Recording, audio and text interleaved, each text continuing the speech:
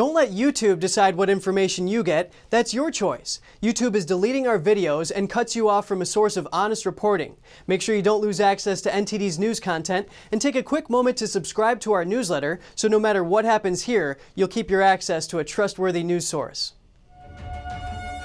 A dozen major U.S. oil industry groups are suing the Biden administration for halting drilling auctions on federal lands and waters.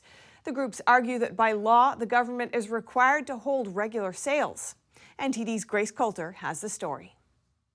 The American Petroleum Institute, or API, along with 11 other oil industry groups, filed a lawsuit against the Biden administration in a Louisiana federal court Monday. The suit seeks to compel the U.S. Department of Interior to reinstate the lease sales of federal lands and waters and calls the length of the pause unprecedented.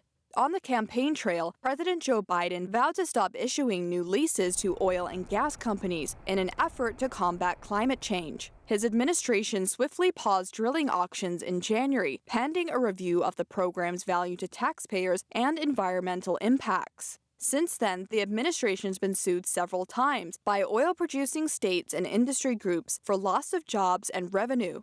API Chief Legal Officer Paul Afonso said in a statement Monday, "The law is clear. The department must hold lease sales and provide a justification for significant policy changes. They have yet to meet these requirements in the 8 months since instituting a federal leasing pause." A review of the pause, which formally began in March, was expected to be concluded by now. The Interior Secretary said late July that it was coming very soon. Grace Coulter, NTD News. And in other news, a historic permanent increase in food stamp benefits is on the way. The Biden administration said average monthly benefits will increase more than 25% compared to before the pandemic. NTD's Arlene Richards reports. The Biden administration is giving food stamps the biggest permanent increase in history.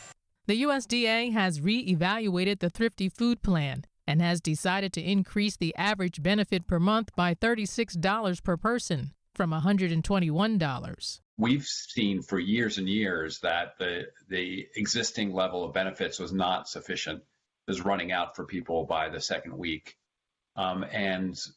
And we've known for decades that the Thrifty Food Plan is based on an outmoded methodology. CEO of Vermont Food Bank John Sales says he's excited the USDA has reviewed and updated the previous program.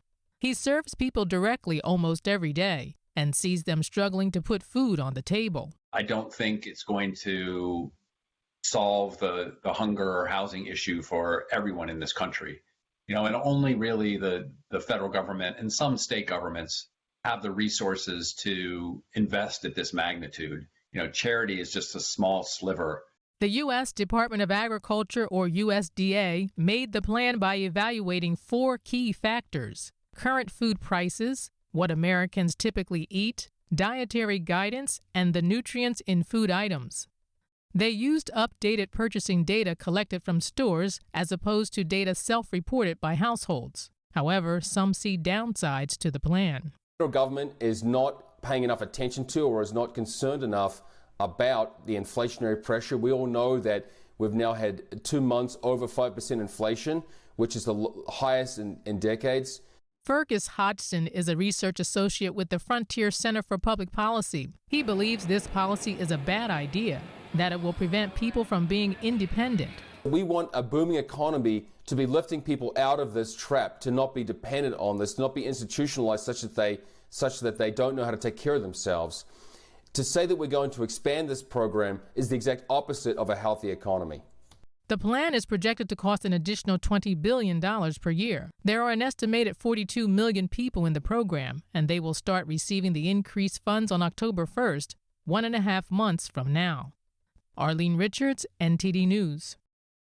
Over the weekend, the Texas Supreme Court temporarily blocked mask mandates in 2 of the state's most populous counties. The counties were defying the governor's order by imposing the requirement. Here are the details.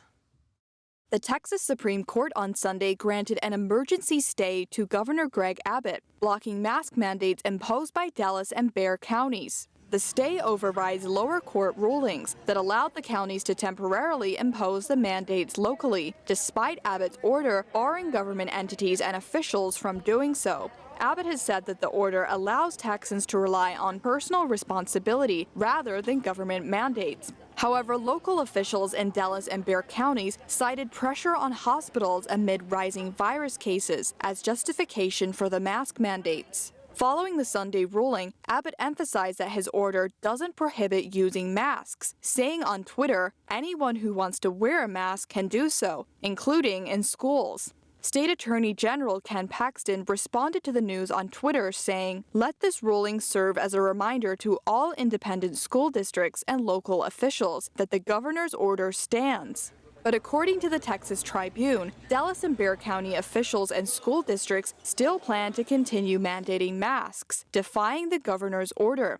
Since the Supreme Court's hold is temporary, the case will continue to be heard in lower courts. A hearing for Bexar County is scheduled for Monday, while Dallas County's has been set for August 24th. Grace Coulter, NTD News. Auto safety regulators said on Monday they have opened a formal safety probe into Tesla's automatic driving system. Over 765,000 U.S. vehicles built since 2014 will be evaluated after a series of crashes involving emergency vehicles. Tesla's Autopilot is under federal investigation following a history of crashes. The National Highway Traffic Safety Administration said it had identified 11 crashes involving Tesla cars and first responder emergency vehicles since 2018. Tesla shares fell nearly 4.5% after the probe was announced on Monday. The Auto Safety Agency reported 17 injuries and 1 death in those crashes. This includes the December 2019 crash of a Tesla Model 3 that left a passenger dead after the vehicle collided with a parked fire truck in Indiana. Following the July 10th crash in San Diego, the agency has opened a preliminary evaluation of Autopilot in Tesla Models Y, X, S, and 3 built after 2014. CEO Elon Musk has repeatedly defended Autopilot. In April, he tweeted that Tesla with Autopilot engaged now approaches 10 times lower chance of accident than average vehicle. The Auto Safety Agency can choose to take no action, or it can demand a recall, which might impose limits on how, when, and where Autopilot operates. Any restrictions could narrow the competition between Tesla's system and other automakers' driver assistance systems. Tesla did not immediately respond to a request for comment. One of the biggest pro-democracy groups in Hong Kong announced it is dissolving on Sunday. Its former leaders are now in prison under Beijing's national security law. NTD's Trevor Piper has the story. A pro-democracy group that organised some of the biggest protests during political upheaval in Hong Kong is dissolving. The Hong Kong Civil Human Rights Front says it can no longer operate. According to local media, the group is facing a police investigation into possible violation of a national security law. Former leaders of the group are currently in jail on charges related to their activism. The Civil Human Rights Front is the organiser of the annual protest march marking the territory's handover to China in 1997. The group is the largest to disband amid a sweeping crackdown on dissent in the region. Earlier last week, Hong Kong's largest teachers' union also disbanded.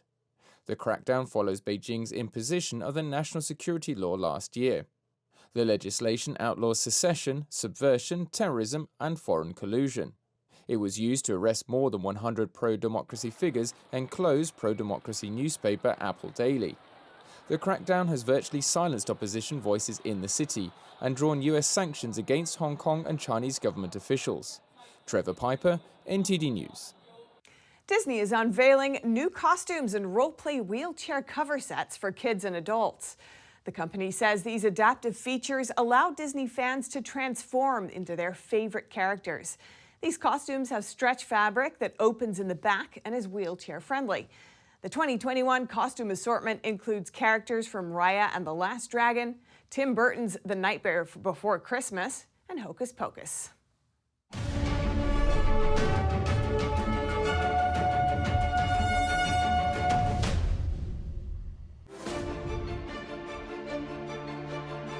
Everything that's reported on television isn't always true,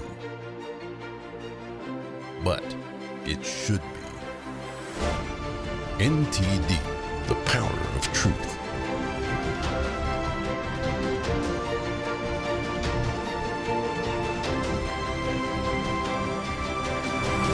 Now available 24/7 on television and streaming platforms.